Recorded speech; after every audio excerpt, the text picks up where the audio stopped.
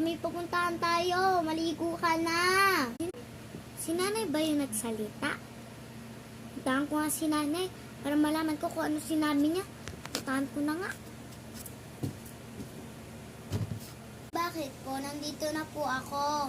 Saan po ba tayo pupunta? Oh anak, huwag ka na puro tanong. Ang katituloy ng ulo ko sa'yo eh. Diba bukas birthday mo? May surprise ako ngayon sa'yo. Kaya may aalis tayo. May ginagawa kasi ako. Sige na, maligo ka na para makaalis na tayo. Oh, hindi ka pa umaalis. Maligo ka na, tsaka kumain ka na. Para makaalis na nga tayo.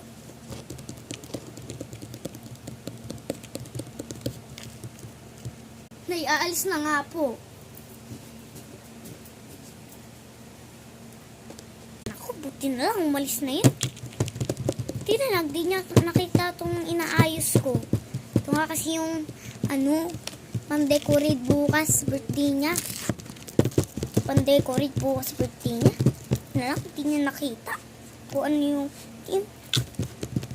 ay, wait lang, may search ako. Kasi, mahilig siya ngayon sa beanie cake and decorate.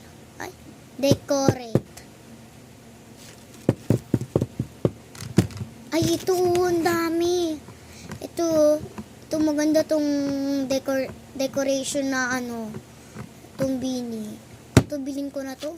Bibilhin ko na nga to.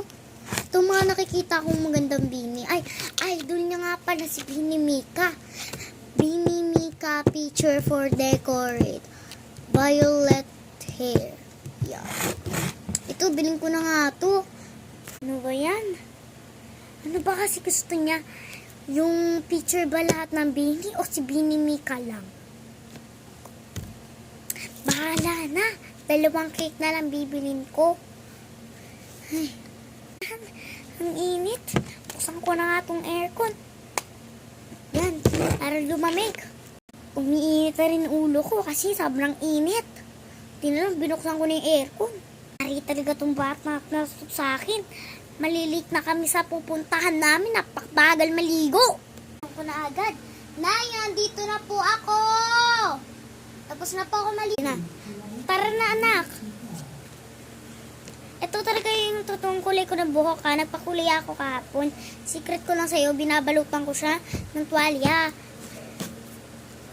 Anong oras na oh? Tara na, umalis na tayo. Po part 2 ubos na kasi yung oras.